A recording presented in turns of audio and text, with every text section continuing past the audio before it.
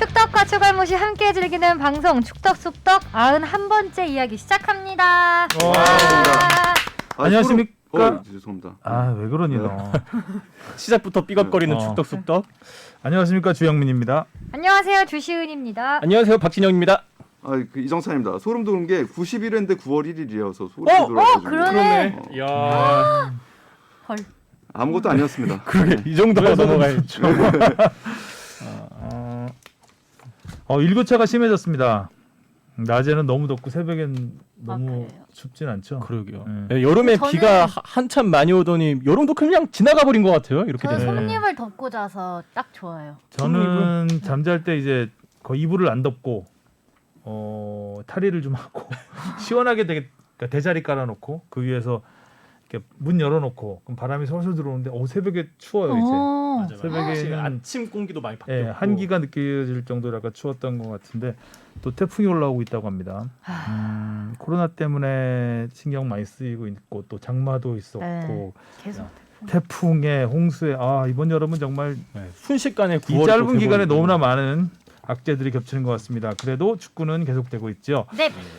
저희 독립 채널에도 관심을 좀 많이 가져주고 계십니다. 이번에 하트가 좀 개인적으로 많이 달린 것 같더라고요. 한 맞아요. 40개가 넘어가면서 네, 많이 늘었어요. 개인적으로 좀 그래서 뿌듯한. 저희도 이렇게 칸을 독립을 했습니다. 네. 보이시나요? 아늑하네요. 네, 오늘 축덕숙덕은 손흥민을 비롯한 해외파들이 이제 프리시즌에서 활약하고 있는 이야기 그리고 네. 기성용이 돌아온 K리그 이야기를 중심으로 나눠보도록 하겠습니다. 먼저 댓글 볼까요? 네, 인천은 강하다님이요. 축덕숙덕 덕분에 제가 듣지 못했던 K리그 레전드분들의 이야기를 들을 수 있어서 너무 좋아요. 항상 재밌는 이야기 들려주셔서 감사합니다. 라고 하셨습니다. 네. 템레이님이 이번 주는 축구 기사 좀 잠잠하려나 했는데 메시 이적이란 역대급 초대형 떡밥이 터졌군요. 제가 지난 회차에 바르사는 병증을 앓고 있던 환자 메시는 사기적인 진통제로 비유했었는데 이건 뭐 늦었지만 이제라도 병증 치료하라고 했더니 머리를 베어버리는 꼴. 보드진 도망가라. 바르셀로나에서 진심 목숨 부지하기 어렵겠다. 세상에 살다 이런 일을 다 보네요. 메시 이적이라니. 그것도 FA로 풀릴 수 있다니 지금 모든 축구팬들 본인 응원팀 스쿼드에 메시 넣어서 돌려보는 행복한 상상 중일 겁니다.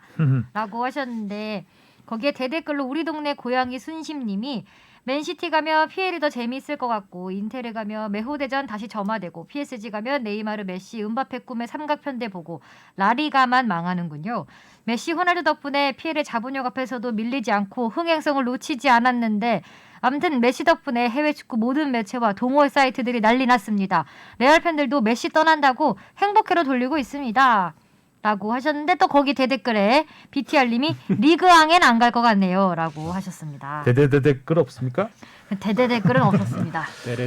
메시 얘기를 여기서 잠깐 하고 가죠. 진짜 메시에 대한 관심이 많은 것 같아요. 댓글적으로. 뭐 따로 하나 근데 너무 오래된 얘기라서 일단은 지금 시점에서는 꽤 지난 얘기이긴 하지만 메시가 일단 폭탄 선언을 했습니다. 네. 바르셀로나한테 팩스 한 장으로 띠띠띠띠 해서 이제 팩스가 가서 네.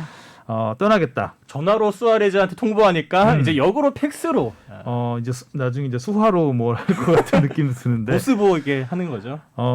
일단 이게 뭐 이제 바르셀로나에서는 지금도 안 보낸다고 하고 있죠. 뭐 협상, 뭐 당연히 안 보낸다고 하고 있는데 협상을 하려는 것 같아요. 그러니까 그 선수가 떠나려고 이번에 그 토트넘 다큐 뒤에서 좀 얘기를 하겠지만 그 에릭센 상황이 굉장히 잘 나오거든요. 근데 결국에 선수가 마음이 떠난 상황에서는 구단이 할 수 있는 카드가 많지가 않습니다. 맞습니다. 결국에는 어떻게든 좋게 이번에 김지수 선수 상황도 솔직히 보면 마찬가지죠. 그러니까 이미 마음이 떠난 선수를 잡을 수 있다라는 거는 거의 불가능하기 때문에 이적료라도 좀 현실적으로 최대한 많이 받는 게 바르셀로나로서는 가능한 상황이 아닐까. 만약에 그냥 이대로 두면 1년 있다가 FA로 풀리는 경우가 발생을 합니다. 그 메시 쪽에서 주장하는 거는 일단 시즌이 끝난 다음에 메시가 재계약을 하지 그 계약 해지를 통보하면 이적료 없이 다른 팀으로 갈 수 있다라고 지금 메시 쪽에서는 주장을 하는 것이고 바르셀로나 쪽에서는 그 6월 1일까지로 못을 박았기 때문에 6월 1일은 이미 지났다라고 주장을 하는 겁니다. 6월 11일 아닌가요? 6월 아무튼 특정 일입니다. 네, 6월 그러니까 이미 다 지난 날이죠. 근데 이제 메시 쪽에서는 코로나 때문에 시즌이 3개월 가까이 그렇죠. 중단이 됐기 때문에 시즌이 이미 늦게 끝났고 그걸로 인해서 계약서에 명시된 그 시한도 늦춰지는 게 맞다라고 해서 뭐 법적 싸움까지 지금 할 태세입니다. 허허. 일단은 라리가의 판단은 구단 편을 손을 들어줬죠. 그러니까 날짜가 명기돼 있기 때문에 이적료가 발생을 하는 상황이 맞다. 라고 일단 라리가의 판단은 그렇습니다. 근데 이게 라리가가 판단한다고 그래가지고 라리가가 어떤 그 법적 구속력을 갖고 있는 그 판단을 내리는 기관이 아니기 때문에 카스라든지 이렇게 일단 국제 소송으로 갈 경우에는 또 해석을 좀 다르게 해볼 수도 있는 부분이 있겠지만 그래서 지금 판단들은 대부분 그렇습니다. 그러니까 어차피 메시가 이번에 만약에 그런 식으로 해서 못 나가더라도 메시가 팀의 애정이 크지 않은 이상 그리고 또 팀의 애정이 크지 않은 선수를 구단에서 중용하기도 굉장히 어려운 상황입니다. 아무리 쓰고자 하더라도 에릭센 상황 나중에 또 얘기하겠지만 그 상황에서 무리뉴의 판단도 비슷하거든요. 할 수 있는 게 없다.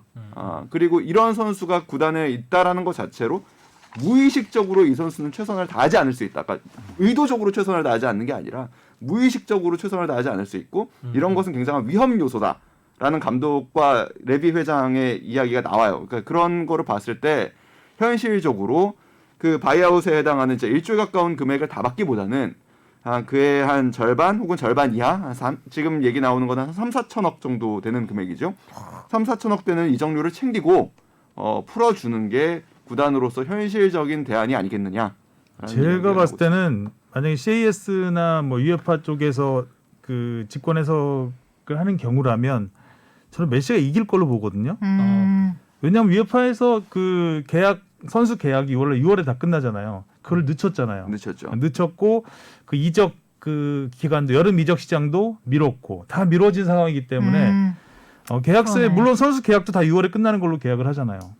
그렇기 때문에 아마 저는 메시 쪽의 말이 더 맞지 않을까라는 생각이 드는데 그렇게 되면 시간이 더 많이 소요가 되겠죠. 시간이 걸릴 거고요. 그렇기 때문에 바르샤 입장에서는 그 바이아웃 금액 1조를 다 받으려는 생각 겉으로는 그렇게 얘기를 하고 있지만 그거보다는 조금 전에 얘기한 대로 절반이라도 어떻게 쳐가지고 받으려고 하는 것 같고 맨시티도 어느 정도 준비는 하고 있는 것 같아요. 그거에 대해서 이미 뭐 그 메시하고 과르디올라 뭐 얘기가 다 된 것 같아요. 네. 맨시티로 가는 것으로 거의. 맨시티의 메시. 맨시티 정도의 재정 아니면은 또 메시를 할 수 있는 팀도 별로 없을 것 같기도 하고요.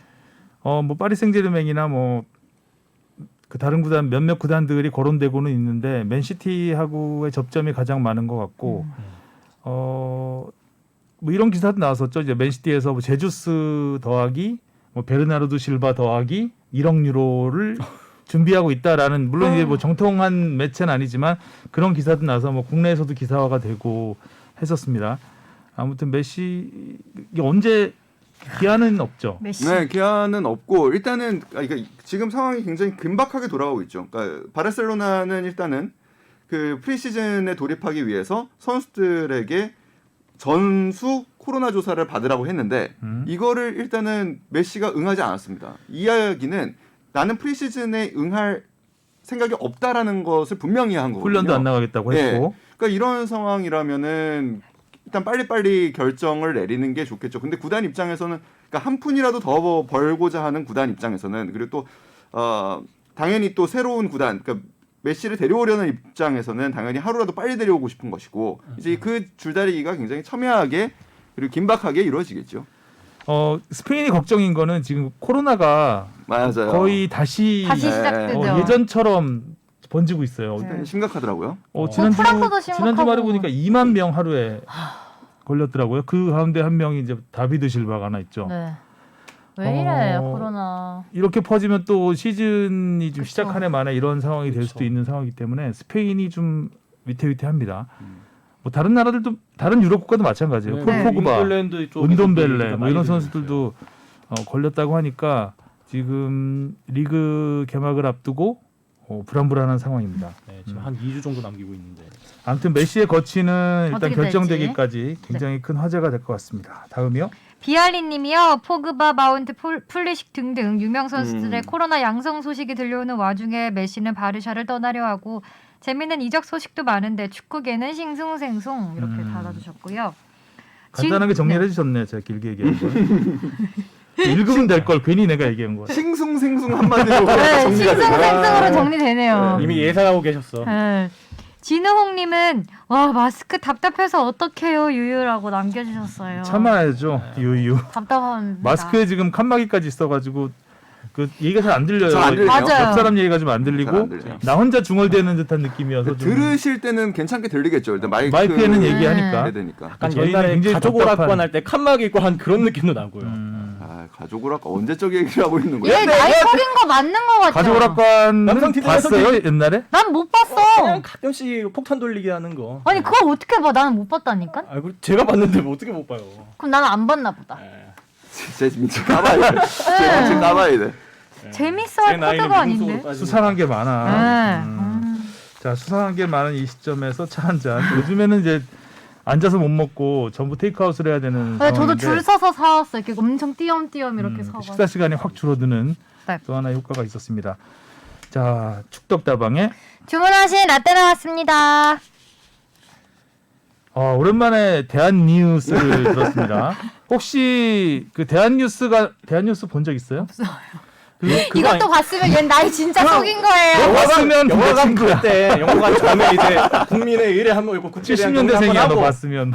그거 아닌가? 대한뉴스 오늘의 각하는 뭐 이런 거. 오늘에는 아니었고요. 그 대한뉴스가 그러니까 보통 일주일에 한 번씩 나오던가 예전에. 극장에 가면 그렇죠, 극장에. 예전에 극장에 딱 가면 영화 시작하기 전에 애국가가 울려 퍼지고요. 맞아요. 국기에 대한 경례를 합니다. 그 다음에 대한뉴스가 나오죠. 그 대한뉴스를 보면은 그 한 주 동안 있었던 예전에 이제 전 학교를 주로 그 전두환 시절에 다녔는데 전두환 대통령의 동정 그첫 이런 게 나오고 그래서 땡전 뉴스라는 게 나오는 맞아요. 그런 게 땡치는- 그러니까 첫 땡치면 전두환 대통령은 그건 이제 이렇게 그건 매일 뉴스 네. KBS 9시 뉴스에서 네. 띠띠띠 하고 15가 땡 치면 땡은 전두환 전두환. 대통령은 이렇게 나온다고 해서 땡전 뉴스라는 얘기가 있었는데 뭐 대통령 동정 그리고 이제 국위 선양했던 뭐 스포츠라든가 여러 가지 분야 그런 이야기들을 이제 영상으로 보여줬습니다. 아주 뭐 오랜만에 이거 라떼 이전의 얘기죠. 네. 대한뉴스는 라떼도. 네, 라떼 이전 시대 네. BC 예, 아. 기원 거의 이전. 이 정도면 우유 상합니다. 자 와. 최순호 감독 전 감독 네. 이야기입니다. 자 어떤 내용이죠? 한국의 아탈란타 대구님이 보내주셨는데요. 라떼 잘 듣고 있어요. 소재는 많으시겠지만 우리 최순호 얘기도 한번 듣고 싶네요. 저는 79년생인데요. 여튼 제 어린 시절엔 최순호 시대가 꽤 길었고 강렬했습니다. 차범근, 허정무, 김주성, 최순호, 황선홍, 최영수, 안정환, 이동국 스트라이커 계보를 쭉 나열하며 이야기할 때 2000일을 지나고 최순호는 약간 사각지대가 된 느낌적인 느낌? 물론 최근까지 포항 감독을 하시긴 했지만 제 어린 기억 속엔 빨간 핫팬츠 유니폼이 가장 잘 어울리던 최순호. 시간 되실 때 한번 달아주세요. 항상 잘 듣고 있습니다. 라고 하셨어요. 다리가 길었죠. 음. 그래서 핫팬츠가 잘 어울렸던 요 빨간 핫팬츠는 빨간 어디 핫팬츠? 유니폼인 거예요? 우리나라 유니폼. 아 국가대표 유니폼이었던 거예요? 대한뉴스를 아는 사람이 그걸 몰라? 그걸 어떻게 모르지? 도대체 이 사람은 저는 뭐 타임머신을 우리 타고 팀- 온 게 분명해. 네. 이제 알고. 최순호 축구 선수에게 필요한 모든 걸 갖췄다는 평가를 받았던 선수입니다. 팬츠 찾아. 정말 축구 예쁘겠죠. 185cm의 큰 키에 크셨구나. 스피드, 발재간, 슈팅 능력까지 엄청났던 선수입니다. 여기에 축구 지능도 뛰어나서 득점은 물론 어시스트 능력도 아주 탁월했습니다. 떡잎부터 화려했습니다. 17살에 20세 이하 대표팀에 선발됐고요. 네. 18살이던 1980년 성인 국가대표팀 당시 화랑. 박진영 작가는 알 거예요. 화랑. 그 국가적으로 주도해서 모였던 대한뉴스를 아는 사람이 그거 아니 국가 위주로 국가가 주도해서 만들었던 팀 아닌가요? 파랑? 그럼 국가가 주도하지 기업이 주도해서 대표팀 만듭니까? 국가대표가 국가가 주도하네. 조만간 담배 얘기 나올 거예요. 화랑 담배. 예전에는 신라 시대에 갈 뻔했습니다 지금. 화랑도 생각이 났구나. 그 시절까지 가면 네, 이거는 나이를 얼마나 라떼가 먹은 거야. 아닌 그냥 막대 먹은 건데. 거의 뭐 박혁거세죠. 그 예전엔 대표팀이 이제 화랑과 충무로 나뉘었었죠. 그러니까 한마디로 1군, 2군 개념입니다. 그러니까 약간 상비군 개념으로 충무가 있었고, 그래서 화랑과 충무가 평가전도 많이 했어요 예전에는. 그런 식으로 해서 대표팀을 운영을 했었고 오. 당시 이제 화랑이 그 1군이었던 거죠. 그러니까 18살에 1군 화랑에 뽑혔다는 거는 오, 잘했. 대단한 진짜 거죠. 잘한. 지금으로 생각하면 A 대표팀이랑 그렇죠. 예. A 대표팀 거의 뭐 최정예에 뽑혔다는 얘기니까. 음. 당시 대표팀에 발탁되자마자 센세이션을 일으킵니다.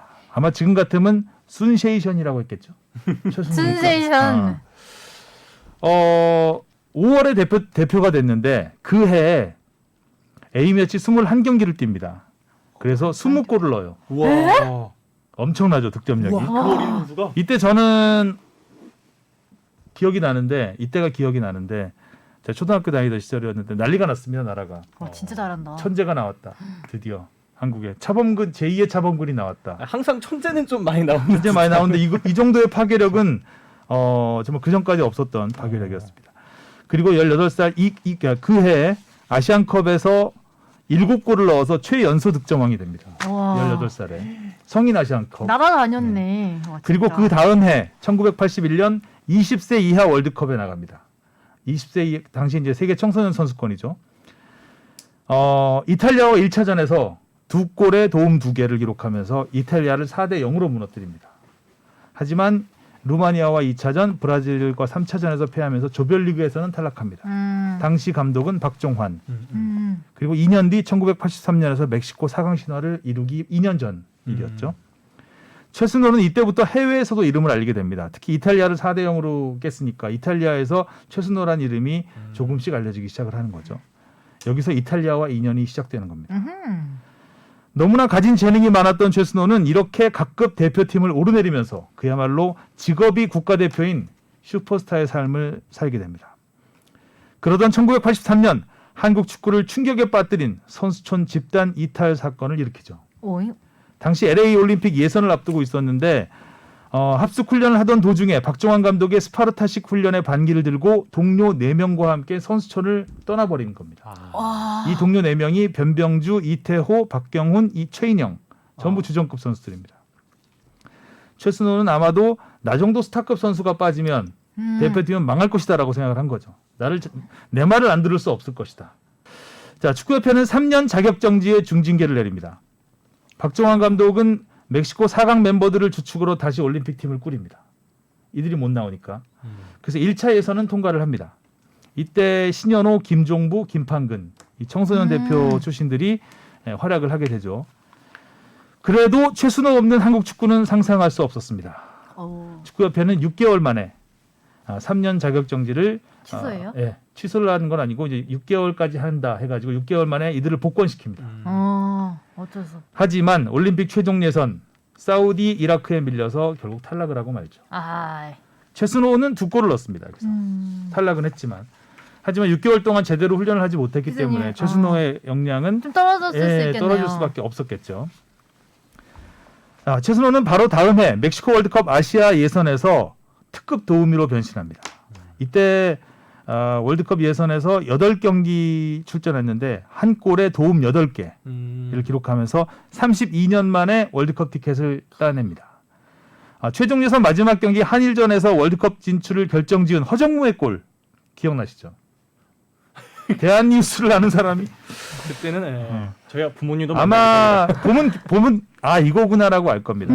최순호가 대각선 중거리포를 날리고 이게 골포스트를 맞고 나온 것을 다시? 달려들던 허정무가 마무리하고 오호. 만세를 부르면서 뛰쳐나오는 장면. 애국가에도 나왔던 장면이에요. 이거는. 이게 32년 만에 월드컵을 결정짓는 월드컵 출전을 결정짓는 장면이었죠. 자, 1986년 멕시코 월드컵 본선에서 최순호는 다시 한번 진가를 발휘합니다. 아르헨티나와 1차전에서 그 경기가 이제 우리가 기억하기로는 허정무의 그 태권 축구, 그다음에 박창선의 중거리포 딱 이 두 장면밖에 기억이 안 나잖아요. 하지만 전체 하이라이트를 유튜브에서 한번 보시면 최순호의 정말 겁없는 드리블이 아르헨티나 선수들을 막 제끼고 다니는 게 보입니다. 박창선의 중거리포가 터지기 직전에 최순호 선수가 한 2명, 2-3명 정도를 달고 다니면서 제치고 박창선에게 주고 그리고 박창선의 골이 터지는 거예요. 그게 최순호의 도움입니다. 물론 이제 그 전 장면이 잘렸기 때문에 박창선의 중거리 슈팅부터 나오잖아요. 근데 그 전에 최순호가 있었습니다. 그리고 1차전에서 물론 우리가 졌지만 최순호가 국제 무대에서 통하겠다라는 가능성을 보여준 장면들이 많았습니다. 그리고 3차전 디펜딩 챔피언 이탈리아와 만났죠. 여기서 킬러 본능을 다시 한번 뽐냅니다. 그림 같은 중거리 터닝 슛을 골망으로 흔들었죠. 오, 멋있었겠다. 예, 멋있었죠. 예. 보세요 한번. 아, 네. 보면 이거구나라고 또 알 겁니다. 그리고 정확한 헤딩 패스로 허정무의 골까지 이끌어내면서 1골 1도움을 기록합니다. 비록 졌지만 또 이탈리아를 상대로 킬러의 본능을 최순호는 통한다라는 걸 보여준 거죠. 이탈리아 구단들이 굉장히 관심을 보이기 시작합니다. 그치. 특히 최강팀 유벤투스가 아주 굉장히 적극적으로 오. 최순호 선수한테 러브콜을 보냈다고 해요. 하지만 항상 그렇듯이 군 문제가 발목을 잡았습니다. 군 문제 이거는 정부에서 해결해 주지 않으면 안 되는 거죠.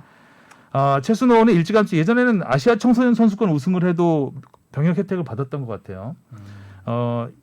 아시아 청소년 선수권 우승을 하면서 병역 혜택을 받았는데 1990년까지 국내에서 뛰어야 됩니다. 병역 혜택을 받은 선수는 당시 이제 최순호 선수의 경우 근데 이때가 1987년 8년이었으니까 좀 남았네. 남았죠. 그러니까 병역법상으로는 도저히 나갈 수가 없는 겁니다. 그리고 구단에서 보통 이런 경우에는 이제 구단이라든가 뭐 축구협회라든가 나서서 보내자 한국 축구를 위해서 보내자 하면서 정부에서 특례 케이스로 보내줄 수도 있는 그런 상황이었는데 소속팀 포철에서 도와주질 않았다고 해요. 또 구단 관계자가 오면 잘 만나게도 안 해줬다고 하고 어쨌든 이렇게 해서 이탈리아 진출은 무산이 됩니다. 되게 속상했겠다. 운명의 장난일까요? 1990년 최순호는 자신의 마지막 월드컵 무대를 이탈리아에서 장식하게 되죠. 어머. 한국은 3전 전패로 역대 최악의 성적으로 탈락을 합니다. 이때 딱 한 골을 넣었는데 이 골은 기억할 겁니다. 황보관의 중거리 슛. 기억나죠? 대포알. 프리킥 상황에서 네.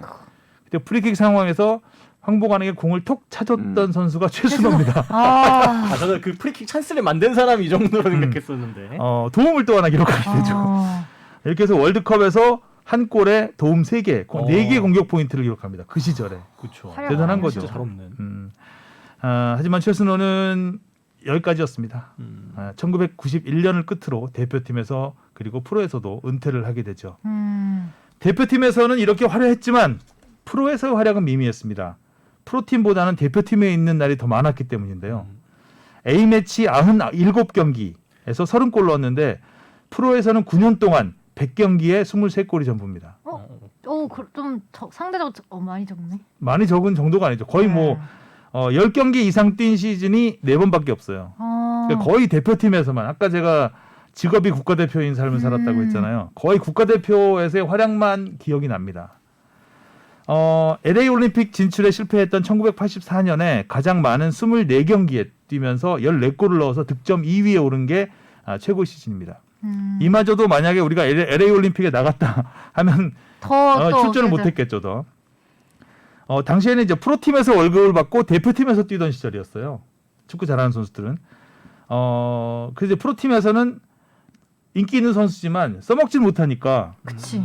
연봉을 깎고 싶은 거야 이런 선수. 항상 연봉 계약에서 마찰이 많았습니다. 특히 최순호 선수는 더 심했죠. 더 많이 불러다녔으니까. 1987년에 이제 소속팀 포철이 최순호의 연봉을 33% 삭감하겠다고 합니다. 많이 삭감하네. 87년이면은 86년 멕시코 월드컵 이후에 절정기였잖아요. 근데 연봉을 깎겠다고 하는 거예요. 최순호는 바로 계약 결렬을 선언하고 이적을 요청합니다. 메시였던 거죠. 메시처럼. 팩스 보냈나요? 네. 당시 팩스가 없었습니다. 팩스가 없던 시절이에요? 공중전화로 했을 수도 있습니다. 포철은 최순호를 순순히 럭키 금성으로 이적시킵니다. 좀 이상하죠? 네. 그런데 이때가 당시 포철이 그 김종부를 영입하던 해입니다. 영입을 앞두고 있던 해입니다. 그래서 김종부를 데려오기 위해서 그때 제가 지난주 말씀드렸지만 대우에 1억이 넘는 이적료를 줬다고 했잖아요. 그것 때문에 최순호 연봉 협상에서 박하게 나왔던 거죠. 최순호 대신 김종부가 있으니까. 그래서 이제 김종부를 영입하면서 최순호를 넌 가도 돼. 약간 이런 그 후배한테 약간 밀리는 형국이 된 거죠. 최순호는 럭키 금성으로 이적해서 88년부터 3년을 뛰는데 또 마찬가지죠. 대표팀에서 많이 뛰니까 3년 동안 28경기 출전이 전부입니다. 2골에 5도움. 하지만 최순호는 또 많은 연봉을 요구합니다. 이름값이 있다는 거죠. 근데 당시 기사를 보니까 최순호가 1990년에 연봉 6,200만 원을 요구했다고 해요. 근데 럭키 금성은 4,500만 원을 제시했다고 합니다. 격차가 너무 커서 결국 결렬이 됐고 최순호는 다시 친정팀 포철로 돌아옵니다. 이때는 김종부가 떠난 다음이죠. 최순호가 필요했을 겁니다. 하지만 최순호는 한 시즌 16경기 도움 1개에 그친 뒤에 다음에 은퇴를 하게 됩니다. 일단 대표팀 국가대표의 삶을 살았어요. 프로 선수로서는 뭐 별 족적을 남기지 못했는데 이렇게 은퇴를 해서 지도자로 또 행정가로 또 국회의원 출마도 한 번 했습니다. 그러니까 자기 고향 충청도 자기 고향에 출마를 해서 한번 또 다른 인생을 살아보려 했지만 결국 참담하게 패했더라고요. 결과를 보니까. 그래서 뭐 어쨌든 대한축구협회 또 전무까지 했죠. 부회장까지 하셨죠. 대한축구협회 부회장까지 하시고 계속 화려한 삶을 살고 계십니다. 물론 선수 때만큼은 아니지만. 저는 최순호 감독 하면은 가장 먼저 떠오르는 거는 커피예요. 그러니까 커피 정말 좋아하셨죠. 축구인 중에 커피를 제일 좋아하는 분 제가 두 분 뽑으라면은 김학범 감독하고 최순호 감독인데 두 분이 스타일이 좀 달라요. 김학범 감독은 뭐 신맛 탄맛 이렇게 좋아하시는 건가? 그러니까 그 김학범 감독은 진짜 모든 커피를 다 가리지 않고 드세요. 뭐 자판기 커피부터요? 네, 자판기 커피부터 믹스 커피에 뭐 베트남 커피도 좋아하시고 그리고 김학범 커피도 더블 스쿼드로 운영하시는구나. 김학범 감독님은 담배를 맛있게 피우시기 위해서 커피를 드시는 것 같다라는 생각이 들 정도예요. 근데 그렇죠. 그렇게 또 커피를 마시기 위해서 담배를 피는 것 같기도 하고 담배를 피기 위해서 커피를 마시는 것 같기도 하고. 냄새가 나잖아요. 응? 그 제가 알기로는 커피 마시고 담배 피고 이러면 입에서 냄새 엄청 나는 걸로 알고 있는데. 양치 잘 하시겠죠. 뭐 입냄새까지야 뭐 저희가 맡아보진 않았습니다만 어떻게 맡아보세요? 어떻게 맡아보겠어요? 또 마스크가 있어가지고. 최순호 감독님은 좀 스타일이 좀 달라요. 그러니까 두 분 다 이렇게 찾아가면은 늘 커피를 먼저 대접해 주시는 스타일인데 최순호 감독님은 좀 커피를 좀 내려주시는 스타일. 핸드드립으로 그리고 조금 그런 향을 좀 음미하시고. 황태자의 삶을 사셨잖아요. 그런 기억이 그러니까 조금 그렇죠. 그런 그러니까 분위기 차이가 좀 있어요. 그러니까 예를 들면 뭐 김학범 감독님 싫어하실 수도 있는데 김학범 감독님과는 다방이 좀 어울리고 최순호 감독님하고는 다방도 아니고 그냥 거실에 온 듯한 느낌. 내가 이제 손님으로서 와서 좀 이렇게 커피를 받는 듯한 느낌을 좀 받았던 기억이 좀 있고. 저는 그 선수로서의 모습은 잘 기억을 솔직히 잘 못하고 지금 그 주영민 선배가 말씀한 그런 하이라이트 장면 정도로만 기억을 하고 저한테는 이제 몇 부분 굉장히 기억에 남는 장면들이 있어요. 그러니까 뭐냐면 행정가로서 계실 때 K리그에서 맡으셨던 일 중에 하나가 승부 조작으로 이제 제명된 선수들 관리를 하셨어요.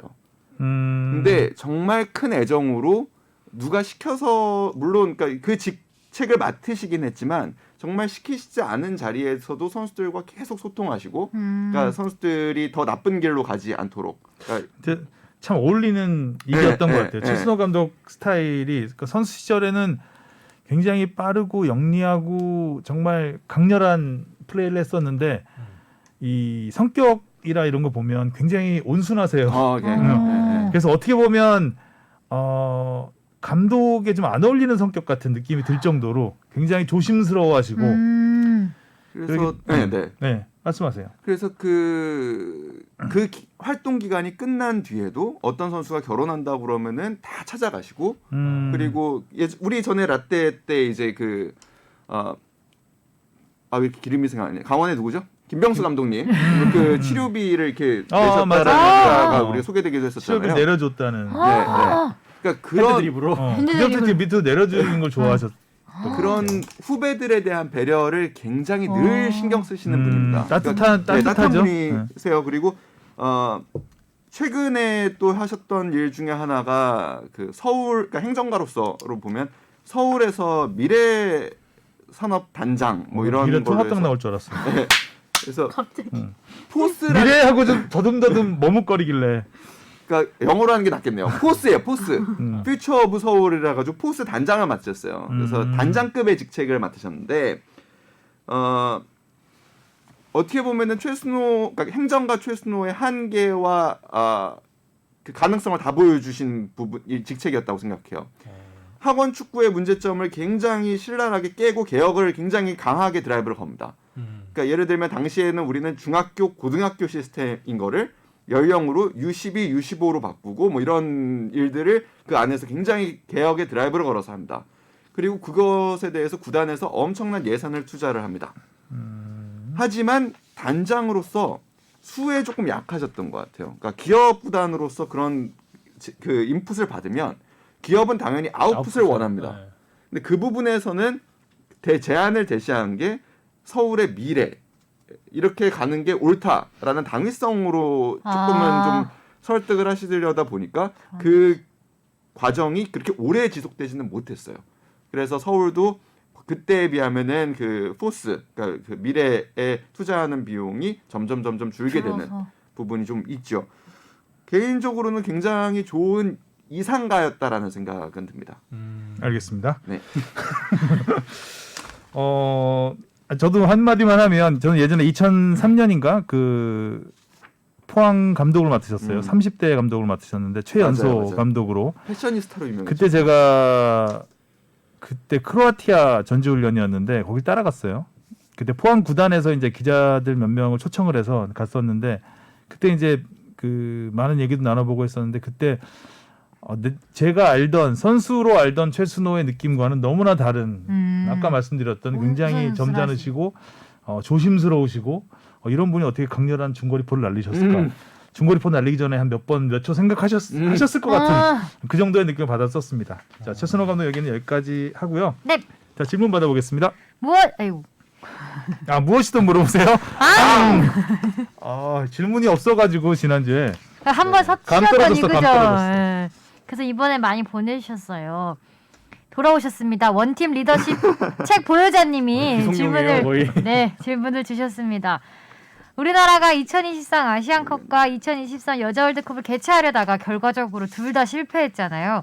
처음엔 2023 아시안컵 개최를 추진했지만 나중엔 아시안컵 포기 뒤에 여자 월드컵 개최를 위해 노력했고 여자 월드컵 본선 수익금의 100% 피파에 귀속, 대회 기간 경기장 권역 내 피파 후원업체를 제외한 다른 업체의 전면 휴무 의무라는 조항들이 국내법과 충돌해서 정부의 보증을 받지 못하고 여자 월드컵 개최 역시 포기한 것으로 알고 있습니다. 그래서 이와 관련된 질문을 드립니다. 첫 번째 질문입니다. 이 두 개의 조항은 여자 월드컵에만 해당이 되나요? 아니면 피파 주간 모든 대회에 적용이 되는 사항인가요? AFC 주간 대회 개최에도 이런 조항들이 적용이 되나요? 궁금합니다. 이 두 개 조항은 여자 월드컵에만 해당되는 게 아니고 피파의 모든 대회에 적용이 앞으로 될 건데 여자 월드컵을 기점으로 2023년부터 시험대라기보다는 이제 출발점이라고 할 수 있죠. 기점. 이제 여기서부터 이제 되는 겁니다. 그리고 AFC 주간 대회에도 이런 조항들이 적용되나요? 가능성이 있죠. 피파가 룰을 정하면 대륙 단체들도 따라가기 마련입니다. 근데 다만 AFC는 그렇게 강한 드라이브를 걸기에는 재정이 그렇게 좋지 않아서 그리고 그 나라들의 상황도 너무 편차가 크기 때문에 쉽지는 않습니다. 네, 다음이요. 두 번째 질문입니다. 언론이 하는 말이 국제대회 개최를 통한 경제적 효과로 브랜드 상승, 국가 이미지 제고 등 당장 통장으로 들어오는 실질적인 수익이 아니라 뜬구름 잡는 경제적 효과를 얘기하잖아요. 근데 이렇게 본선 수익금 100% 귀속 조항, 대회 기간 내 후원업체를 제외한 타 업체의 전면 휴무 조항 등을 강제하면 개최국의 경제적 이득이 전혀 없을 것 같은데 이런 조항대로라면 개최국이 대회 흑자는 더더욱 불가능할 뿐더러 앞으로 피파 주간 대회를 개최할 이유나 명분도 없지 않나요? 어떤가요? 그렇습니다. 현실적으로 우리나라가 앞으로 피파 주간 대회, AFC 아시안컵도 마찬가지예요. 그 가능성이 점점 희박해지고 있는 건 사실입니다. 이런 분위기가 계속 유지될 가능성이 굉장히 높으니까요. 그 20세 월드컵 같은 경우에는 우리가 굉장한 흑자를 낸 대회입니다. 2017년 20세 월드컵 같은 경우에는. 그러니까 2002년 월드컵에서 사용했던 인프라를 그대로 사용을 했고 20세 월드컵이다 보니까 이렇게 좀 그 요구하는 수준이 그렇게 높지는 않았습니다. 피파에서. 근데 지금 여자 월드컵에서 뭐 여기 지금 위에서 이 원팀 리더십 책 보유자님이 지적하신 내용 외에도 굉장히 높은 수준의 대회 조건을 요구를 했었어요. 그러니까 예를 들면 호텔의 수, 호텔 객실의 수, 그다음에 이런 것들이 우리가 그 맞추기에는 굉장히 어려웠던 부분이 있었고 심지어 일본, 뭐 브라질 다 못 맞추죠. 그래서 다 결국에는 포기하는 부분이 됐습니다. 아마 피파는 이제는 그 더 이상 주간 대회, 큰 대회를 유럽 선진국 혹은 그러니까 아무튼 그 남미 대륙에서도 쉽지 않아 보이는 아무튼 그 대륙의 선진국들을 제외하면 어렵게 제한할 가능성도 굉장히 높은 부분이 있습니다. 네, 다음이요. 네, 세 번째로 피파의 조항이 국내법과 상충해서 여자 월드컵 개최를 포기했다고 하는데 그렇다면 피파 조항이 바뀌거나 아니면 국내법이 바뀌거나 하지 않으면 당분간은 아주 오랜 기간 동안 피파 주간의 대회는 우리나라에서 개최될 가능성이 없다고 봐야 하는 건가요? 맞습니다. 그냥 법을 바꿔야 되는 지금 뭐 시행령 같은 거를 통해서라도 법을 바꾸지 않으면 그러니까 우리는 지금 일단은 어떤 이득이 나면 그 이득을 국제 대회를 유치를 해서 국제 대회 이제 그 지원법이라는 게 있는데 그 이득이 나면 지자체에 이제 남기게 돼 있거든요. 근데 이거를 피파가 인정을 하지 않겠다라는 거거든요. 그러니까 결국에는 법을 바꾸지 않는 한 대회를 열기는 쉽지 않습니다. 피파에서는 이번에 왜 이렇게 법을 바꾼 거예요? 결국 자기들이 수익을 내려고 하는 것 외에 또 다른 이유가 있을까요? 그러니까 그 뭐 계속되는 흐름은 다 같은 방향으로 가고 있는 거거든요. 그러니까 피파의 대회의 그 상품을 통해서 이들의 피파의 스폰서가 아닌 사람들이 이득을 보는 것을 막기 위해서입니다. 그러니까 피파의 스폰서 가치를 더 높이는 데 있는 거죠. 그러니까 니네가 이득을 보고 싶으면 피파의 스폰서로 들어오라는 이야기입니다. 그렇다고 본선 수익금의 100%를 피파에 네. 귀속을 시킨다는 건 좀 이해가 안 그럼 됩니다. 나라에서는 얻을 수 있는 정확하게는 사실은 피파의 귀속을 하는 거는 아니고요. 과거에는 이제 우리 법이 어떻게 돼 있어 이게 그리고 그런 부분도 있어요. 나라마다 국내법이 다 다르니까 갈 때마다 법적인 다툼들이 늘 일어납니다. 아, 그럴 수밖에 없겠다. 그러니까 피파에서는 우리가 룰을 정할 테니까 따를 때만 일단 해라. 들어와라라는 건데, 그러니까 우리나라의 법을 얘기를 드리자면 그 이제 LOC라고 하죠. 대회 조직위원회라는 게 꾸려집니다. 대회 조직위원회는 이제 그 관련 법에 따라서 지정이 되는데 지자체에 이제 공무원들이 포함이 되고요. 그다음에 체육 행정가들이 포함이 되고요. 민간이 포함이 됩니다. 우리 평창올림픽도 그랬죠. 그러니까 늘 같습니다. 이 법에 국내 법에 따라서 이렇게 조직되는 대회 조직위원회라는 게 있는데 이 대회 조직위원회를 앞으로는 피파가 한국에 들어와서 혹은 개최지에 들어와서 독립법인을 세우겠다는 겁니다. 그 독립법인을 세우고 조직위원회를 자기들이 만들겠다. 그렇죠. 자기들이 운영을 하겠다. 예. 그러니까 그게 일단은 핵심입니다. 거의 깡패인데요. 이 정도면 어허, 그렇지 않나요? 이거면 거의 뭐 다 만들어야겠다는 거네. 물론 이렇게 해서 배당금이라든가 이런 게 수익은 배분을 하겠죠, 당연히. 그렇겠죠. 자기들이 다 가져간다는 거는 나빠. 글쎄요. 넓으신 좀 더 거. 구체적인 뭔가 있어야 될 것 있어야 납득이 될 것 같은데 그렇죠. 네. 지금 올림픽 같은 경우는 조금씩 이제 유치하는 것에 대한 부담을 느끼기 시작해요. 느끼죠. 네, 나라에서. 그래서 점점 수준을 약간 완화시키는 이거 요구 조건을 완화시키는 그런 추세거든요. 오히려 IOC 같은 경우는 공동 개최도 많이 허용을 하려고 하고, 그러니까 국가의 부담을 줄이기 위해서. 근데 이런 경우는 니네는 경기장만 제공해, 나머지는 우리가 다 알아서 할게. 할게라고 하면 장소만 빌려줘 이 정도 맞아. 느낌으로 받아들여. 이거는 경찰에 신고해야 돼요. 뭐 대관이야 뭐야. 네, 도둑 들었다고 우리나라에. 자, 그다음 질문은 듣겠습니다. 꾸찌님이 보내주셨습니다. 축덕숙덕을 주시은 아나운서가 운영하신다는 얘기를 듣고 저번 달 제가 운영하고 있습니다. 저번 달 오퍼레이터. 구스타브스를 나왔을 때부터 들은 뉴비입니다. 저는 전주 사람으로 국축에 관심이 많고 전북현대 팬인데요. 무엇이든 물어보라고 하셔서 이렇게 메일 보내봅니다. 반갑습니다. 몇 가지 질문 드리는데 답변 곤란하신 질문들은 패스해주세요. 패스. 다 패스인가요? 곤란해. 자, 첫 번째 질문 갑니다. 전북현대 김진수의 중동 이적에 관해 구단은 당장의 대체자가 이주용 선수밖에 없어서 김진수를 못 보낸다는 입장인데요. 선수 본인은 가고 싶어한다는 말이 있는데 어떤 말이 정확한지 궁금합니다. 갔다는 말이 정확합니다. 결국 갔죠? 네, 바로 갔습니다. 네. 지난주에도 그 한번 설명을 드렸던 얘기했죠. 거 같은데, 그러니까 결국에 전북현대는 모기업의 상황 뭐 여러 가지를 통해서 사실은 그 지금 현재보다는 낮은, 그러니까 재계약을 하려고 하면서 낮은 조건을 제시를 할 수밖에 없었고요. 그 지금 중동에서 온 이적 조건이 굉장히 좋기 때문에 사실 이 상황에서는 구단도 선수도 안 받는 게 이상한 상황. 그렇죠. 네. 맞아요. 어쩔 수 없습니다. 다음 질문요. 네, 이번 시즌 코로나로 조기 종료 시 현재 1위인 울산 현대가 우승을 하게 될까요? 전북 현대 팬으로서 승점 1점 차에 바로 구스타브 영입으로 김보경도 살아난 팀 입장에서 이대로 끝나게 된다면 너무 아쉬울 것 같아요. 네, 승점은 4점 차가 됐고요. 벌어졌고요. 어떻게 되죠? 벌어졌습니다. 자, 아유 전북 팬으로서는 안타까운 소식들만 이렇게. 그러게요. 아이 뭐 조기 종료 가능성을 지금 이야기하기에는 조금 너무 좀 비관적인 것 같고요. 네. 그리고 축구는 야구보다는 조금 유리한 부분이 있습니다. 그러니까 경기 아마 줄이면 되거든요. 네, 그리고 정부 입장에서는 전국의 3단계, 그러니까 3단계로 갈 때가 이제 결국에 문제가 되는 거잖아요. 그렇죠. 전국의 3단계보다는 일부 지역에 한해 3단계를 할 가능성이 많고 3단계를 하더라도 그 기간을 뭐 제가 볼 때는 길게 8일 네. 정도로 일주일 제한한다고 정도? 한다면 그리고 현재 상황에서는 그게 수도권이 된다고 한다면 그 한 주 동안 지방 경기를 간다거나 아니면 한 주를 다 같이 쉰다거나 해도 그 경기 수 전체에 차지하는 비중이 한 경기 혹은 두 경기입니다. 그렇죠. 그렇기 때문에 리그 성립 요건이 우리 그때 얘기했듯이 전체 27라운드 중에 22라운드 이상을 치르면 되는 거거든요. 네. 지금 우리가 18라운드. 18라운드 했죠. 치렀기 때문에 4경기 정도가 남은 겁니다. 그러니까 그러면은 이 시즌이 끝나는 11월, 12월까지 코로나가 어느 정도 통제가 된다는 전제하에서 더 나빠질 수 있겠지만 다시 좋아질 수 있기 때문에 4경기를 더 치르는 거는 가능하지 않을까. 그렇기 때문에 근데 선수들은 그러니까 구단 입장에서는 그 생각은 해야 될 거예요. 이 경기가 마지막이 될 수 있다라는 생각은 늘 해야 될 거예요. 무서운 얘기네요. 알겠습니다. 세 번째 질문이요. 주승진 대행체제 수원이 현재 11위로 강등권인데요. 최근 연패로 부진한 가운데 회생 가능성이 있을까요? 보여줬네요. 네, 다음이요. 아 이거 말하시는데 반대로 다 되는 것 같아요. 우리 그다음 최근 광주 FC 구단의 프런트와 팬들 간의 마찰이 심한 걸로 알고 있는데 자세한 얘기를 듣고 싶습니다. 예, 다음 주 하성룡 기자에게 패스. 오. 박성준 기자 가라기 사이로 흘려서 다시 이적찬 기자에게 패스. 자. 2대1 패스. 또 다음 질문입니다.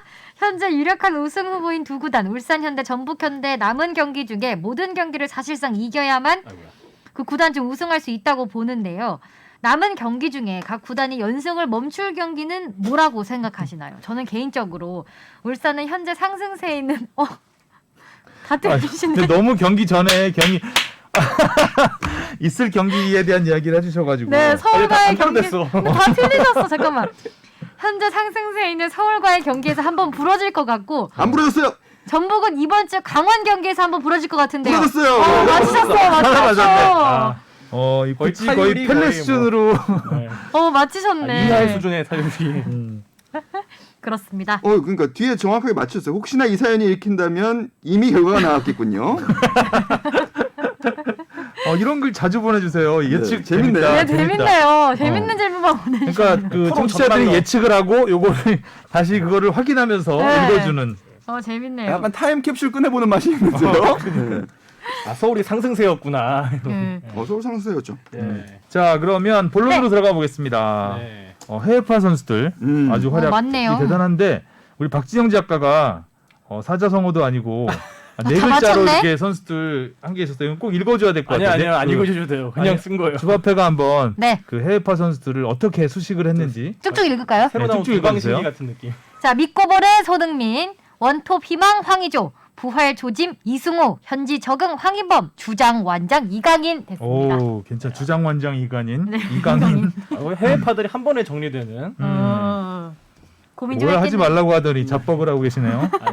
뻔뻔해져야죠. 자, 이제 믿고 보는 손흥민부터 보겠습니다.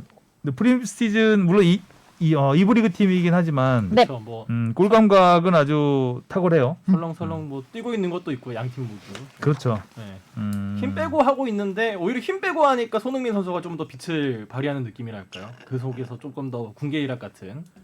근데 프리시즌인데 왜 이렇게 혹사를 하죠? 너무 많이 나오는 것 같아요. 그러니까요. 그리고 생각보다 경기 뭐 일정이 되게 빡빡하더라고요. 빡빡하더라. 거의 하루 이틀에 한 경기씩 열리는 듯한. 곧 있으면 또 시작할 텐데. 때는. 근데 우리도 코로나 때 시절에 이제 연습 경기 허용한 다음에 그랬거든요. 그러니까 아마 이거는 취재는 해보지는 않았지만 이유는 분명합니다. 맞출 수가 없어요. 일정을. 지금 안 하면 언제 또 일정을. 모르니까. 그러니까 적절한 수준의 적절한 팀과 적절한 장소에서 만나서 경기를 해야 되는데 코로나로 인해서 그게 맞출 수가 시간적인 없습니다. 제약이 심하니까. 과거에는 전지훈련지를 가면 전지훈련지에서 오퍼레이터들, 그러니까 매치 그 에이전트들이 이런 거를 다 조율을 합니다. 그러니까 사전 긴 기간을 두고. 근데 지금은 일정이라는 게 엉클어졌고 기간이 좁기 때문에 일단 할 수 있는 날짜는 다 다 잡는 겁니다. 일단. 잡는구나. 힘들겠다. 번개하는 근데. 느낌이에요. 그러네요. 후다닥 해치우는 느낌 뭔가 네. 밀린 숙제 후다닥 해치우는 느낌. 일단 감독 입장에서는 보고 싶은 선수들이 있잖아요. 그러니까 그 예를 들면 손흥민 선수 레딩전에서 교체 들어간 선수는 2004년생입니다. 이제 16살짜리 선수입니다. 우와 2000년에 애가 태어났어. 어허. 여기 지금 1950년대에서 오신 분들 계신데. 고개를 숙여라. 네. 그렇습니다. 그래서 그런 부분이 있었던 것 같고 지금 일단은 손흥민 선수가 원톱으로서는 저는 굉장히 좋은 모습을 보여줬다고 생각해요. 첫 연습 경기가 끝난 다음에 이제 그 구단 인터뷰에서도 물어보잖아요. 스트라이커로서 뭐 나왔는데라고 하니까 내가 스트라이커인가요?라고 되묻는 장면도 나왔는데 네 스트라이커입니다. 패스. 네. 그렇습니다. 네. 케인은 범위험전에 벤치에서 있었네요. 그냥 나오진 않았군요. 네네, 출전 안 하고. 네. 해리케인도 이적 가능성이 있잖아요.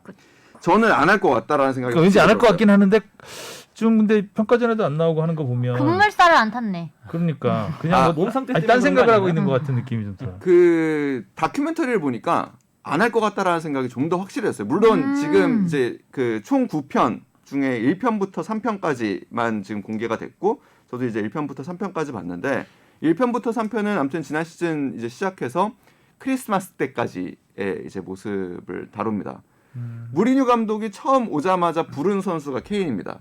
그래서 케인하고 단독 그 이제 1대1 면담을 하는데 그 자리에서 이제 무리뉴가 얼마나 좋은 감독인가라는 게 사실 보여주는데 굉장한 동기부여를 합니다. 그러니까 네가 훌륭한 선수고 너가 지난 감독하고 굉장히 잘 지냈다라는 걸 알고 있다. 나는 그거 존중한다. 지난 감독과 잘 지냈다라는 거는 나하고도 잘 지낼 수 있다라는 것이다. 라고 이렇게 얘기를 밑밥을 깔면서 한마디로 나한테 잘하라라는 얘기를 하면서 결국 잘 끝난 경우가 많지는 않죠 선수들.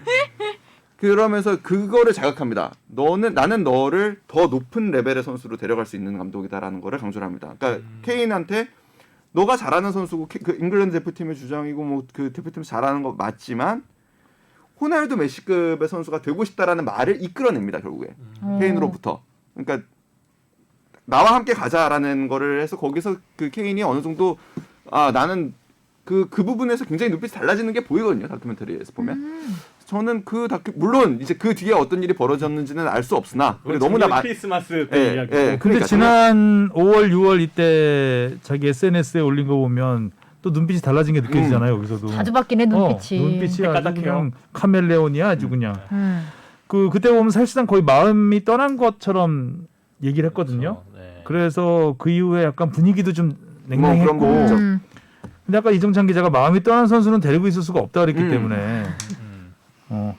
그 에릭센 얘기도 잠깐 나오는데 레비가 그래서 한번 물어봅니다. 야 도저히 방법이 없겠냐? 그러니까 재계약을 할 방법이 다시 없겠냐라고 물어봤을 때 이제 무리뉴가 한 번 더 얘기는 해볼게라고 얘기를 합니다.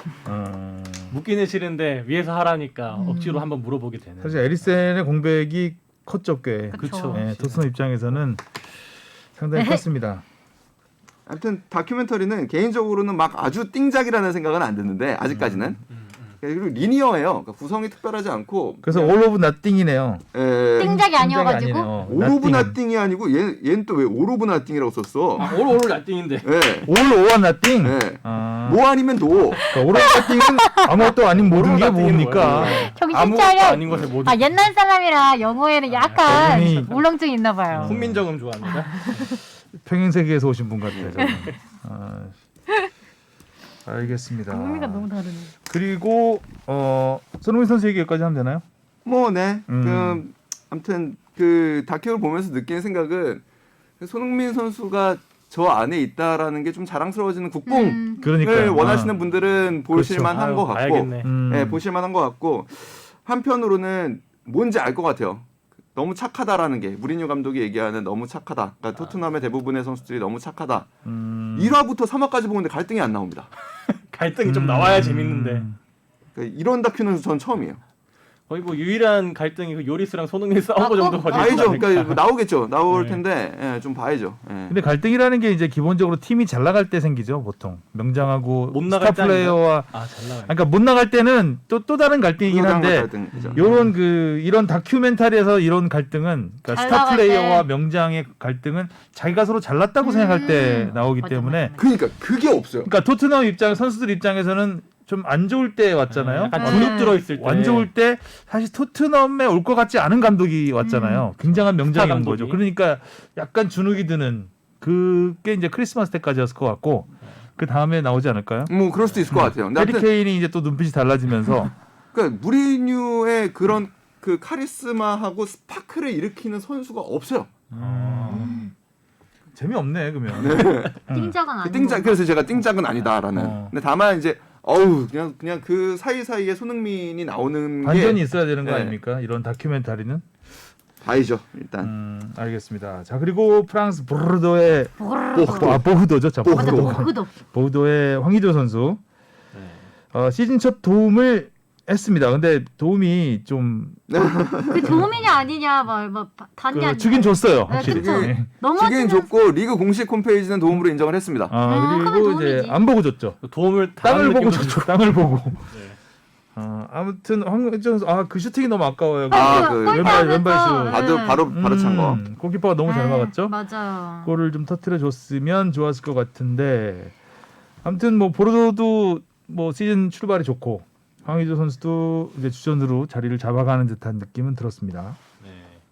다음에 아무래도 넣어라. 두 번째 시즌이니까 조금 더 지난 시즌보다는 나은 모습을 보여줬으면 좋겠는데요. 일단 골이에요. 황의조 선수는 다른 어떤 그런 능력보다 골로 본인의 가치를 증명을 해야 되는 부분이 있습니다. 네. 근데 계속 측면으로 나와서 지금 네, 그리고 또 장기적으로 봤을 때는 이 국가대표팀에 불렸을 때 결국 우리 원톱에 서줄 수 있는 사람이 황의조 선수 말고는 크게 아직 좀 없잖아요. 그래서 손흥민? 우리 손흥민 선수가 손흥민을 됐구나. 원톱에 쓰기 좀 아까운 부분도 있죠 사실은. 네, 그래서 이 뭔가 골 감각이라든지 뭐 이거 황의조, 톱으로서의- 김신욱 정도겠죠 현재로서는. 그리고 이승우 선수가 어찌 됐든 우여곡절을 겪으면서 감독도 바뀌고 막 이러면서 조금씩 출전 기회를 늘려가고 있습니다. 살아나고 있어요. 부활 조짐 이승우. 부활을 조지는 건 아니죠. 이중적인. 어쨌든 신임을 좀 받고 있는 듯한 느낌. 또 이승우 네. 선수가 경기 보면 일단 교체돼 들어가도 바로바로 내가 왔다라는 걸 보여주는 그런 플레이들을 좀 해요. 맞아요. 악바리 좀 약간 보이잖아요. 악바리 스타일이어서 그런 거. 플레이가 안 되면 상대 선수를 밀쳐서라도 내가 들어왔다라는 걸 알리더라고요. 보면. 네. 나 나왔다. 나야 이씨. 근데 이 경기를 못 볼 정도로 팀이 좀 어수선하긴 하죠. 후져요. 경기가. 너무 후져. 경기를 집중해서 보기 굉장히 어려운 유형의 팀이에요. 하이라이트 댓글 같은 거 보면 수준 너무 많이 떨어진다고. 유럽 아닌 것 같다 그런 댓글이 진짜 많더라고요.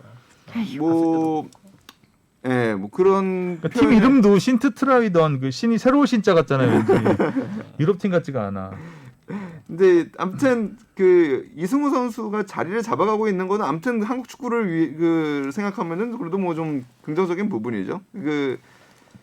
그리고 지난 시즌에 사실 그렇게 못 뛴 게 결국에 실력의 문제만은 아니라는 거라는 것도 그것도 되는 그 거죠. 중에서는 네. 제일 또 눈에 띄는 스타일과 움직임 좋아요. 플레이를 아주. 보여주고 있거든요. 네, 좋더라고요. 아주 좀 네. 약간 개인 플레이를 좀 하는 그런 게 좀 보여서 그렇지. 근데 그렇게라도 해서 존재감을 보여줘야 되는 거니까. 그러니까요. 아주 좀 개인적으로 좀 아쉬운 게 이게 그 신트트라이던이 그렇게 막 잘하는 팀이 아니라서 그런지는 모르겠지만 원래 이탈리아에 있다가 벨기에에서 좀 폼도 찾고 경기 감각 찾으려고 갔는데 그렇죠. 오히려 경기 기회는 못 얻고 맞아, 그쵸. 팀도 그렇게 막 매력적이지가 않으니까 아쉽죠. 빨리 좀 벗어났으면 좋겠어요. 예, 그러니까 활약을 해서 다큐는 이 팀을 찍었어야 재밌었겠죠.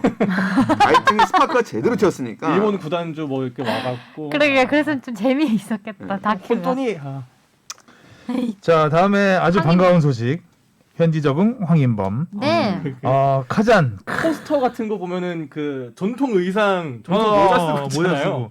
그쪽 현지 팬들이 한국어로 굴림체 명조체 같은 나 봤어요 그거 막. 황인범 환영. 환영. 범자는 그리고 틀렸었던 모양이에요. 위에 다시 붙였더라고요. 맞아. 황붐인가요? 그 황붐? 카잔은 또 제가 카잔의 기적을 현장에서 지켜본 사람으로서 굉장히 애정이 가는 도시죠. 카잔에서 또 루빈 카잔이라는 건 몰랐죠 이 팀이. 근데 뭐 어쨌든 그 역사의 현장 그 도시에서 또 활약하는 모습을 보니까 좀 뿌듯함이 컸습니다. 이 팀 감독도 굉장히 재밌습니다. 러시아 대표팀 감독도 하셨던 양반인데 그 양반이군요. 예, 그 굉장히 다혈질이고 아하. 예, 그 근데 이 감독이 아무튼 황인범 선수를 굉장히 극찬하고 그 전화도 굉장히 많이 했다고 그래요. 이적 과정에서 그러니까 너를 어떤 식으로 쓰려고 하고 어떻게 하려고 그런다. 그리고 이 감독이 나이가 꽤 있는데도 아무튼 SNS도 열심히 하고 신세대시구나. 예, 본인의 짤 같은 거 되게 많이 만들고 약간 이런 분인데 황인범 선수, 그러니까 이적이 확정되자마자 황인범 선수 팔로우를 했대요. 그래서 자기도 이거 안 하면 안 될 것 같아서 마파를 했다고 얘기를 하던데. 황인범이. 그래서 여튼간에 그러니까 그 몇 가지가 있어요. 그 감독이 원하는 팀으로 갈 것이냐, 아니면 구단주가 원하는 팀으로 갈 것이냐라는 그 굉장히 큰 갈림길에 보통 선수들이 쓰는데. 대표적으로 이승우 선수가 구단주가 원하는 팀을 갔다가 잘 안 된 케이스죠. 근데 꼭 구단주가 원하는 팀을 간다고 해서 잘 안 된다고 보기는 어려워요. 왜냐하면 감독은 팀이 안 좋으면 갈리거든요. 그러면 전임 감독이 데려온 선수들을 또 다 갑니다. 또 새로운 감독이 와서 그런 문제가 있고 또 반대로 구단주가 그 원해서 데려온 경우에는 감독이 이런 거에 그 마음에 안 들어하면은 경기에 뛸 수가 없습니다. 또. 그러니까 이런 그러면 이제 감독이 갈리잖아요. 그렇죠. 네. 그러면 이제 쳇바퀴 도는 거죠. 그렇죠. 네. 갈리든 누가 결국 갈리네. 누가 구단주나 감독이나 일단 갈리는 한 명한테는 예쁨을 받아야 된다. 네. 한 명한테는 인정을 받아야 받아야 된다는 된다. 얘기입니다. 적응의 면만 놓고 보면 감독이 원하는 팀으로 가는 게 가는 낫긴 게 낫습니다. 낫죠. 네. 그래서 이제 러시아 리그 좀 최근에 러시아로 간 우리나라 선수들 좀 적었잖아요. 네, 뭐 옛날에 맞아. 뭐 이호 선수도 있고 김동진 선수도 있고 그랬었는데 지금 가자마자 거의 현지인급으로 진짜 완전 잘하는 칼적응을 것 같아. 해버려서 적응의 가장 그 1등 가장 가장 그 익숙한 가장 기적을 가장 근데 적응의 1번 골이에요. 골을 넣는 선수만큼 빨리 적응하는 선수는 없어요. 저 오랜 네. 경기가 안 빨리 되고 이른 넣었다. 타임에 골을 넣어줘서 참 다행이죠. 진짜 좋은 것 같습니다. 그렇습니다. 이강인 선수도 이제 감독 바뀌고 그쵸. 슬슬 프리시즌에서 좀 이제 어느 정도 중용될 것 같은 느낌을 받았어요. 연습 경기에 그래도 안장을 차고 나왔다는 거는 그러니까요. 그렇죠. 그 타국에 있는 어린 선수한테 주장 완장을 채웠다 진짜 좀 큰 의미죠. 물론 이제 같이 그 출전한 그 스쿼드가 대체적으로 좀 어렸잖아요. 네. 그런 면도 있지만 어찌됐든 이강인 선수가 주장 완장을 차고 그 경기를 그 그라운드에서 지휘할 수 있는 그런 위치에서 있다는 거 굉장히 큰 동기부여가 될 것 같습니다. 네, 희망적인 부분이겠죠. 네. 사실 그럼 좀 지난 시즌에는 이 해외파들이 손흥민 선수 이외에 큰 뉴스가 없었다면은 지금 이번 시즌에는 좀 프리시즌과 더불어서 선수들의 지금 첫 출발이 좀 좋은 것 같아요, 되게. 그래서 기대가 되게 하는 부분. 아무래도 이제 A 매치 소집도 없고 그 프리시즌에 항상 그 손흥민 선수 같은 경우는 이제 왔다 갔다 해야 됐는데 그런 게 없고 이제 현지에서 계속해서 적응을 할 수 있다 보니까 더 많은 기회를 또 얻을 수 있고 컨디션 조절도 할 수 있는. 한편으로는 그러니까 그렇게 보는 시각도 굉장히 타당하고요. 한편으로는 선수들이 사실 대표팀을 굉장히 부담스러워하고 막 진짜 한 명단 발표되고서는 그 일주일은 굉장히 또 발표를 앞두고 일주일, 되고 일주일은 또 굉장히 또 부담스러워도 하거든요. 근데 한국 오는 거를 또 굉장히 좋아해요, 선수들이. 일단은 음식이 맞고 파주밥이 굉장히 또 맛있고 그리고 좀 리프레시가 되고 그러니까 그런 거를 또 못 NFC 지금 천안으로 옮기면 어떻게 그러면? 그 맛있는 파주밥을 못 먹네. 천안밥이 맛있겠죠. 천안밥이 맛있겠다. 그대로 가지 않을까요, 맛은? 식당 분들 그대로 가시겠죠. 밥은 천안밥이야 그럴 네. 거야. 그래서 그런 호두과자라도 먹겠죠. 점을 생각하면은 선수들이 좀 답답할 수는 있을 것 같다라는 생각도 좀 들어요. 그런 부분도 있겠죠. 네. 못 움직이니까 콧바람도 좀 세고. 그러니까요. 약간의 분위기 전환도 좀 하고 눈빛도 좀 달라지고. 달라지고 그래야 되는데 뭐 계속 똑같겠다. 그렇습니다. 해외파 얘기는 여기까지 해보겠습니다. 그리고 뜨거웠던 K리그 18라운드 주바페 브리핑입니다. 네, 팬들이 고대하던 쌍용 대결이 펼쳐졌습니다. 울산의 이청용 선수가 결승골을 넣으면서 기성용이 복귀한 서울을 3대 0으로 눌렀습니다. 득점 선두 주니오는 21호 골을 터뜨렸고요. 김진수 선수가 떠나간 2위 전북은 강원에게 2대 1로 져 8경기 만에 패배의 쓴맛을 봤습니다. 이제 1, 2의 격차는 승점 4점으로 벌어졌고 7경기 만에 승리를 거둔 강원은 6위로 복귀를 했습니다. 6명의 주력 선수가 전역한 상주 상무는 3연승을 노리던 최하위 인천을 3대1로 완파하고 3위 자리 지켰습니다. 문선민 선수가 도움 2개를 기록했고요. 대구에선 무려 10골이 터져 K리그 역대 한 경기 최다골 타의 기록이 나왔습니다. 광주가 대구를 6대4로 누르고 7위로 올라섰습니다. 광주의 펠리페와 대구의 세징야가 2골씩 몰아쳤습니다. 11위 수원은 부산에 3대1 역전승을 거두고 12위 인천과 격차를 승점 6점으로 벌렸습니다. 김민우 선수가 2골을 몰아넣었고 염기훈 선수가 15경기 만에 시즌 2호 골을 터뜨렸습니다. 4위 포항은 2골을 넣은 일류첸코의 활약으로 성남을 눌렀습니다. 이때까지 브리핑 중에 제일 길었던 것 같아요. 골이 많이 터져서 그런지.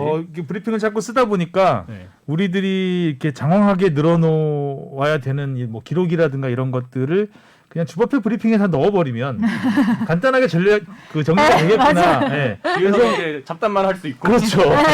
웬만한 팩트는 다 들어가 있습니다. 맞아요. 전반 몇 분, 후반 몇 분 빼고는 웬만한 경기 결과가 다 알짜배기예요. 있으니까. 다 있어서 딱 그 정리하는 느낌이 들게 하기 위해서 좀 더 길어질 수도 있고요 앞으로.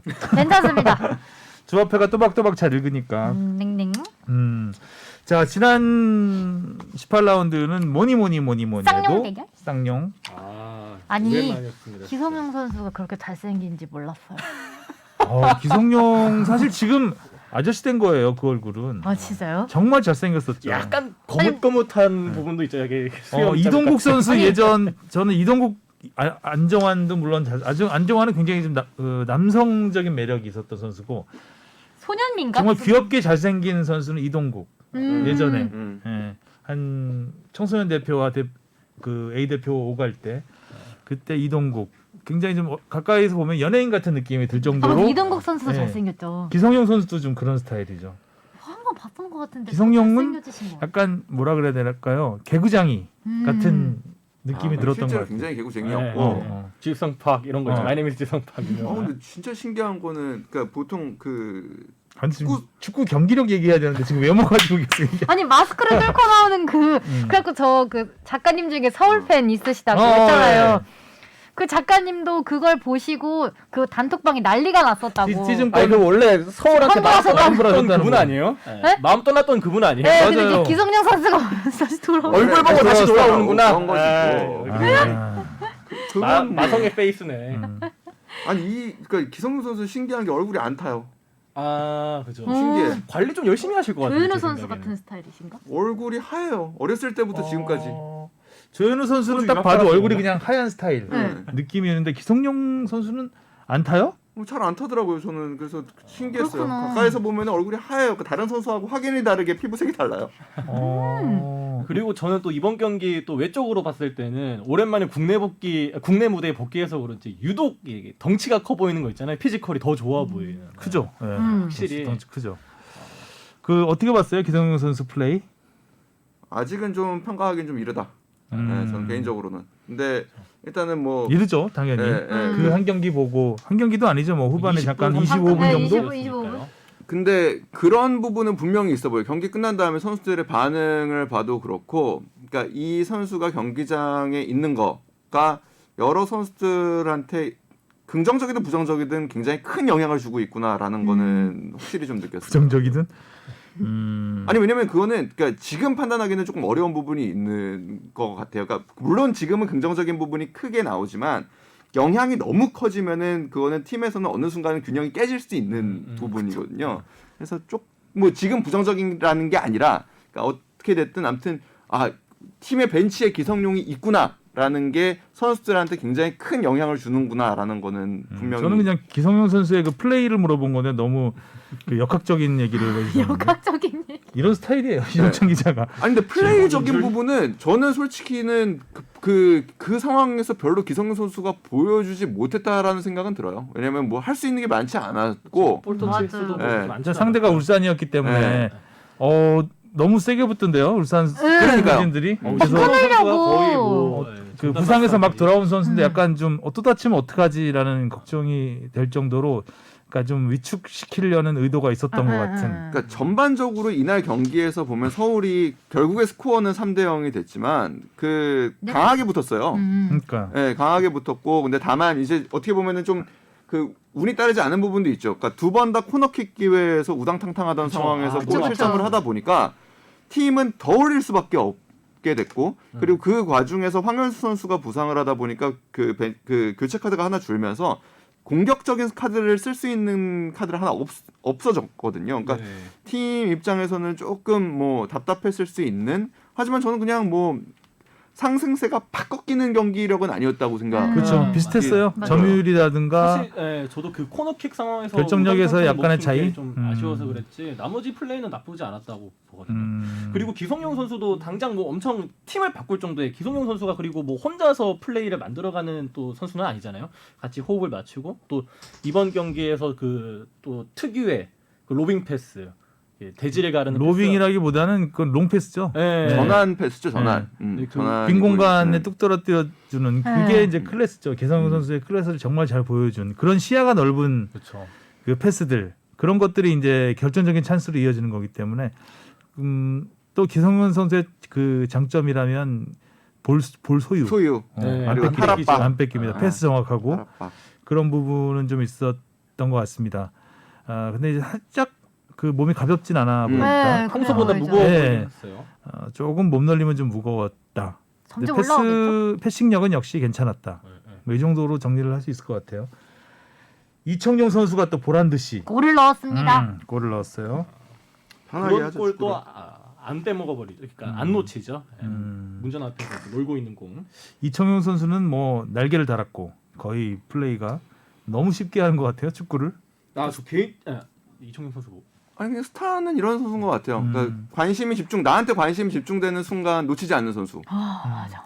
그래서 그 서울 팬 입장에서는 아깝다. 이청용, 기성용 다 있었으면 그렇죠. 하는 네, 생각이 너무 아쉽죠. 네, 충분히 들 수 그리고 또 있었던. 그 경기 끝나고 FC 서울 향후의 사진이 있었잖아요. 그 서울 출신 선수들이 다 같이 모여서 사진 찍는. 그것도 인상 깊었고. 저는 그 이번 경기의 마지막 골 정우성 선수 골 보고 조금 신기하다, 좀 특이하다고 느꼈는 게, 그러니까 전방에 혼자 끌고 가다가 막 옆에 막 주니어 선수도 있고 같이 도와주러 오는 선수들이 되게 많았어요. 근데 유독 뭐라 해야 되지? 골 욕심이 느껴지는 슛이라고 봤는데. 그러니까 2대 0으로 이기고 있으니까 네, 그 네. 주니어 줬으면 정말 쉽게 하고 또 뭐 득점 기록 마무리할 수 이런 것도 있었죠. 뭐 네. 물론은 막 그렇긴 하지만 이제 본인이 뭐 거의 뭐 승부가 기울었다고 보고 한번 시도를 해본 시도를. 거죠. 그럴 수 아니, 충분히 그래야 가능하죠. 된다 생각해요. 아니 네. 그래야지 그래야지 또 늘죠. 그 선수가 이청용 선수하고 교체된 선수예요. 후반 네. 43분에 들어가서 한 번에 나한테 기회가 온 거예요. 쏴야죠.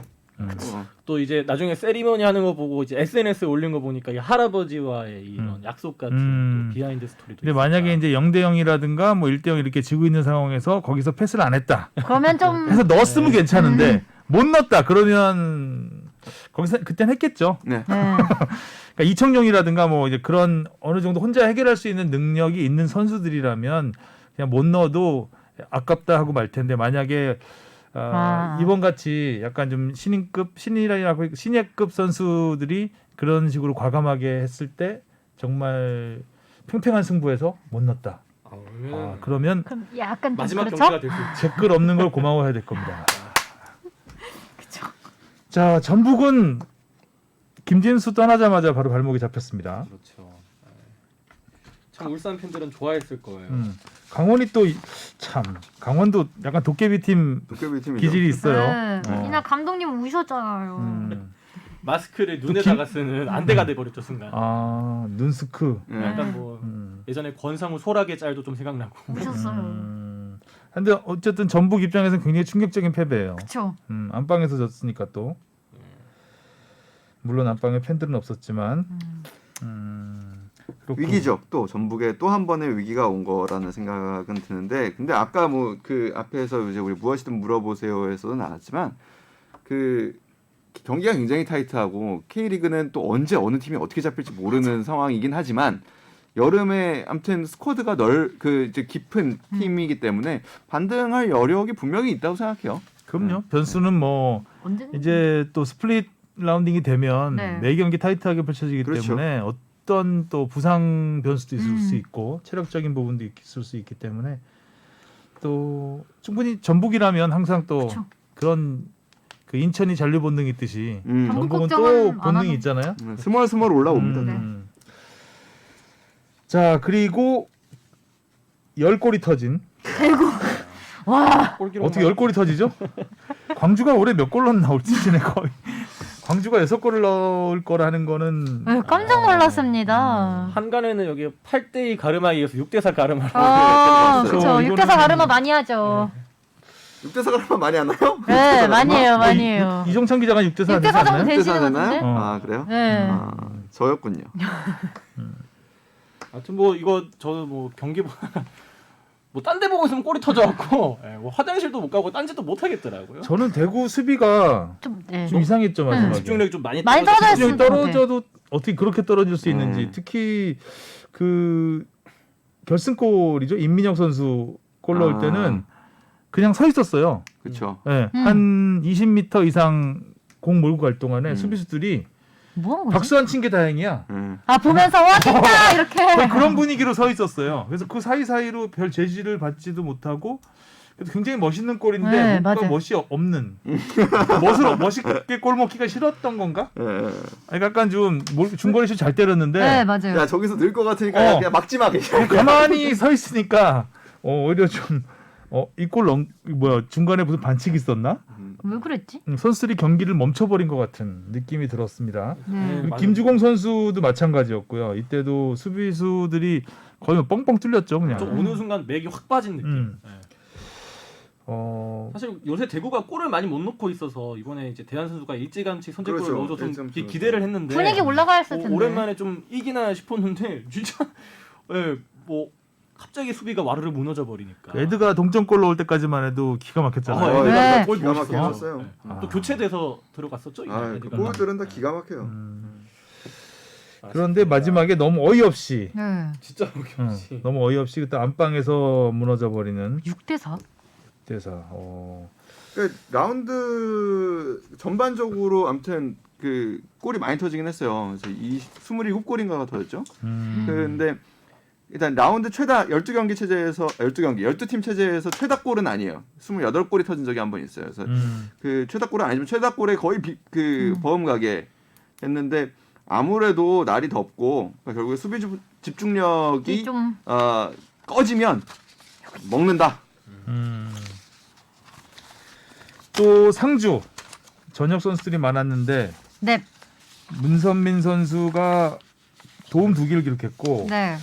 이 골을 넣은 그 오영규 선수 19살. 19살 김민혁 선수는 그 최고참이라 그랬고 그다음에 정재희 선수 이 선수도 19살이죠. 아니 이 선수는 나이는 조금 있는데 신병입니다. 아 신병이구나. 네네. 그래서 문선민 선수가 신병들한테 이제 한 골씩 선물하는 입대 축하로 선물하는 그런 경기였던 것 같아요. 인천이 3연승을 도전을 했는데 그러니까요. 인천이 그러니까 그 제가 취재를 갔을 때도 느꼈던 거지만 자신감이 굉장히 있어서 그러니까 이 경기에서도 라인을 굉장히 올렸어요. 그러니까 그러고 나니까 뒷공간이 비었고 비어서. 거기가 이제 그냥 문선민 선수의 놀이터가 된 거죠. 그치 또 빠르니까. 네. 맞아요. 그리고 잘 너무 놀더라고 아주. 네. 너무 그리고 선제골을 이른 시간에 먹었어요. 그러니까 인천으로서는 더 올라올 수밖에 없었고 놀이터가 더 넓어졌죠. 문선민 선수가 할 수 있는 공간이. 그래서 맞아. 뭐 저는 근데 그냥 인천이 나쁘진 않았다고 생각합니다. 무고서 선수는 진짜 좋았고, 근데 다만 약간 이해 안 되는 거는 아길라를 좀 더 빨리 넣었으면 어땠을까라는 생각은 조금 드는. 아직 가능성이 없어 보이진 않아요. 인천은. 네. 힘내라 힘. 뭐 경기 내용에서도 물론 그 라인을 좀 올리면서 놀이터를 제공하면서 네. 3골을 얻어먹긴 했지만 인천이 이제는 수비만 하는 팀이 아니다. 네. 우리도 공격한다. 우리도 맞불을 놓는다라는 걸 좀 보여줬던 그리고 굉장히 좋은 기회도 많았어요. 물론 이제 결정이 잘 안 돼서 그렇지만 물론 인천이 지는 건 그 최하위이기 때문에 어느 정도 익숙해 있지만 인천이 이렇게 지는 경기에서 맞불을 끝까지 그렇죠. 놔서 네, 따라가려고 하는 모습은 지금까지와는 좀 다른 모습이었다. 그런 것 같아요. 네. 그런 느낌을 받았습니다. 빠진 거 있니? 수원.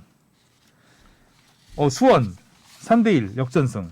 경기는 뭐 사실 염기훈의 그 능력이 굉장히 많이 돋보인 경기였던 것 같아요. 그러니까 한편으로는 굉장히 씁쓸하죠. 그쵸. 아직도 수원의 에이스가 염기훈이라니. 네. 많이 의지한다 하더라고요. 83년생이에요. 그러니까 이 맞아. 선수가 만약에 이 시기에 그러니까 김민우 선수의 만회골 들어가기 직전에 나왔던 걸로 기억을 하는데 이 선수가 없으면은 이 경기가 안 풀리고 안 뒤집히고 이러는 지금의 상황이라면 수원은 조금 좀 아직은 물론 뭐 그 반등을 시작했지만 좀 아쉽다. 다만 그냥 그 개인적으로는 놀라웠던 거는 염기훈 선수가 오른발도 잘 쓰는구나. 맞아요. 네. 오른발. 사실 이 염기훈 선수의 왼발. 패시브 스킬이 있잖아요. 왼발. 왼발만 막으면 된다. 근데 보라는 듯이 오른발로 한번 그러니까요. 딱 쳐놓고 구석으로 가게 하는 슛. 2010년 월드컵 때 오른발을 쓸 줄 알았더라면. 그러니까. 골 넣을 때 댓글 그거 다 나오더라고요. 2010년 때 좀 그렇게 좀 하지. 그걸 좀 현장에서 봤었는데 저도 그걸 왜 왼발로? 오른발은 거들 뿐. 네. 먹던 치킨을 내려놨죠. 오른발은 디딜 뿐. 왼발에 밥솥. 아무튼 염기훈 선수가 오랜만에 골을 넣어서 이제 80 5골 남았습니다. 남았어요. 와. 조금씩 다가가고 있는. 근데 올 시즌 안에 넣으려면 좀 서둘러야 되는 그렇죠. 그렇죠. 그런 상황이긴 합니다. 그런데 뭐 서둘러야지. 염기훈 선수 이런 페이스라면 오래 할 것 같아요. 더 훨씬 더 아직도 팀의 주축이기 때문에. 그렇죠. 뭐 재계약도 했었고요. 또. 자, 오늘은 여기까지 네. 하면 될 것 같습니다. 자, 태풍이 온다고 합니다. 골 태풍은 한 번 왔고 네, 골태풍 심하게 몰아쳤죠. 네. 지금 마이삭이죠. 마이삭. 마이삭. 근데 또 그거 지나가고 나면 또 주말에 또 뭐가 온다고. 6월 사기 오나요? 네. 6월 사기나요? 조심하셔야죠. 그리고 뭐 지금 야구에서도 코로나 확진자 맞습니다. 선수가 나왔는데 아, 그러니까 지금은 그런 상황이라고 봐야 될 것 같아요. 그러니까 그냥 문을 열면 코로나는 늘 곁에 있고 그러니까 내가 좀 조심할 수밖에 없는 상황이라는 생각입니다. 모두들 조심하셨으면 좋겠습니다. 질병관리본부 브리핑이었습니다. 네. 자, 지금까지 수고하셨고요. 다음 주에 뵙겠습니다. 반갑다. 다음 주에 뵙겠습니다.